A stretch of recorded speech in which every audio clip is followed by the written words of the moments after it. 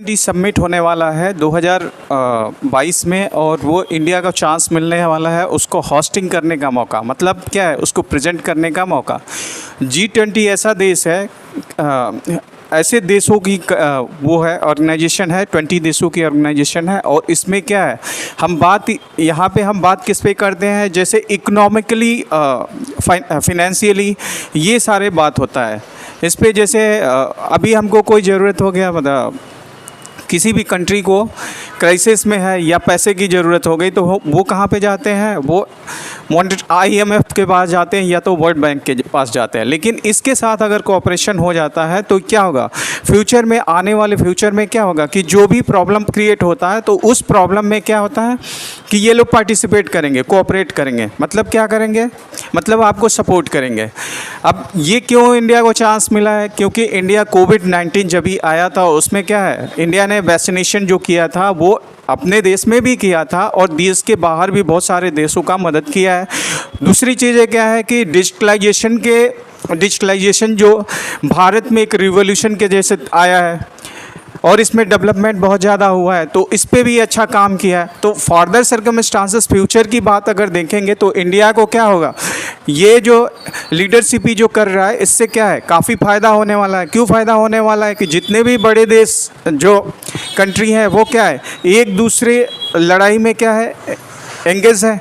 जैसे चाइना है, China America के साथ भी प्रॉब्लम है, इंडिया का टेंशन जो है चाइना के साथ है, यूक्रेन और रशिया का प्रॉब्लम चल रहा है। इसी तरह से जो बड़े बड़े कंट्रीज़ जो है आपस में इन्वॉल्वमेंट है, तो उनका फोकस जो है इस तरफ से पूरी तरह से नहीं है। इसलिए अगर इंडिया इस पे फोकस करता है तो आने वाला समय जो होगा वो इकोनॉमिकली तौर पे इंडिया के लिए काफ़ी बेनिफिट साबित होगा। क्यों साबित होगा, क्योंकि इंडिया जो है वो आगे जो क्लाइमेट चेंज प्रॉब्लम है उस पे क्या करेगा, उस पे बहुत अच्छा काम करेगा।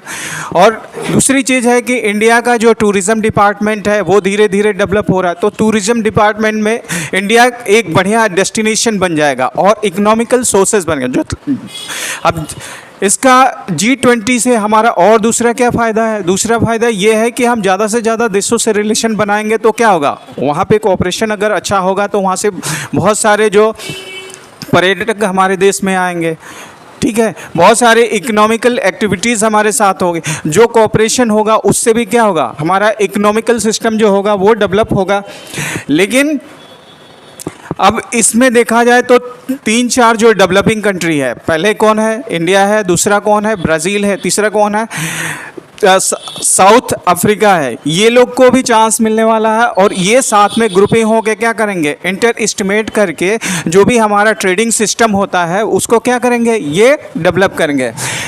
ये G20 जो होती है वो क्या है, ये एग्रीमेंट वाला, साइन वाला, ट्रीटी वाला ऑर्गेनाइजेशन नहीं है। ये क्या करता है, एडवाइजरी करता है। मतलब क्या करता है, सलाह देता है। सलाह किस में देता है, जो भी आपका प्रॉब्लम है उसमें क्या करेगा, ये सलाह करेगा और या तो फिनेंशियली आपको क्या करेगा, उस प्रॉब्लम को सॉल्व करने की कोशिश करेगा। ठीक है, अगर हम देखेंगे तो ये जो अपना यूनाइटेड नेशन है या WHO है या WTO है, वर्ल्ड हेल्थ ऑर्गेनाइजेशन है या IMF है या वर्ल्ड ट्रेड ऑर्गेनाइजेशन, ये सारे ऑर्गेनाइजेशनों में क्या है, सारे ऑर्गेनाइजेशन से भी काफ़ी डेवलप जो है ये G20 है, क्योंकि यहाँ पे सारे मजबूत कंट्री जो है वो पार्टिसिपेट है। और जो यूनाइटेड नेशन में क्या है, बहुत सारे ऐसे कंट्री है, जैसे रसिया है, रसिया का कुछ सपोर्टिव कंट्री जो है वो क्या है, वो यूनाइटेड नेशन से दूर रहते हैं। मतलब जो पार्टिसिपेशन करने का उनका जो भी लगाव है वो उनका पूरी तरह से नहीं होता, क्योंकि यूनाइटेड नेशन का पूरा फंक्शन जो होता है वो अमेरिकन और यूरोपियन नेशन पे ही डिपेंड रहता है, क्योंकि वो ज़्यादा करके क्या करते हैं, फंडिंग करते हैं, वो ज़्यादा उनको पैसा देते हैं। ठीक है, तो ये हमारा G20 है और ये कभी होने वाला है, 1 दिसंबर और 2022 को भारत में होने वाला है। ठीक है, तो यहाँ ऐसे बहुत सारे ऑर्गेनाइजेशन का पहले भी भारत क्या किया, होस्टिंग किया है। जैसे नाम हुआ नॉन एलिगमेंट ऑर्गेनाइजेशन, ये पहले जैसे भारत का क्या था, शुरू में जब भी वर्ल्ड वार हुआ था तो उस समय भारत में पंडित जवाहरलाल नेहरू ने ये गुट निरपेक्षता नीति में इन्होंने प्रॉमिस किया था कि हम किसी भी मतलब अलायंस के साथ हम नहीं होंगे। क्या होता है कि दुनिया जो होता है दो हिस्सों में बढ़ जाता था।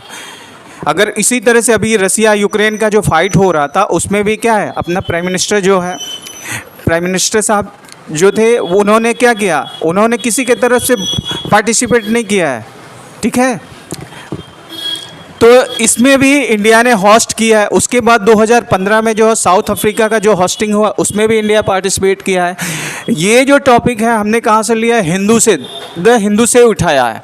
अब इंडिया का चॉइस क्या है, चॉइस में देखेंगे तो इंडिया जो है वो क्या कर रहा है, ये उसको एक ब्रांडिंग अपॉर्चुनिटी मिली है, एक मौका मिला है जो आगे क्या है अपने रिलेशन को क्या है दुनिया में डेवलप करे, अपने इकोनॉमिकल एक्टिविटीज़ को भी क्या करे दुनिया में डेवलप करे और आगे बढ़ाए, ठीक है। सबसे बड़ा चीज़ क्या है कि हमारा जो इनोवेटिव पॉलिसी है, जो इनोवेशन सेक्टर है वो धीरे धीरे क्या होगा इसमें सपोर्टिव होंगे ये सारे कंट्री, और इनोवेशन में हमारा और ज़्यादा डेवलपमेंट होगा। तो इनोवेशन में डेवलपमेंट होगा तो क्या होगा, हम नए नए चीज़ बनाना शुरू करेंगे, आर्टिफिशियल इंटेलिजेंसी डेवलप होगा, इनोवेटिव प्रोसेस डेवलप होगा, क्रिएटिव माइंड डेवलप होगा, साइंटिफिक रिसर्च डेवलपमेंट होगा। अभी हम कल न्यूज़पेपर में पढ़ रहे थे कि जो हमारे देश में क्या है आर्टिकल 51 में दिया है कि साइंटिफिक टेम्पर का प्रॉब्लम है, क्योंकि हमारी जो स्टडी है वो साइंटिफिक नहीं होती है, ठीक है। तो उस तरह के सारे चीज़ें जो होगी वो डेवलप होंगी।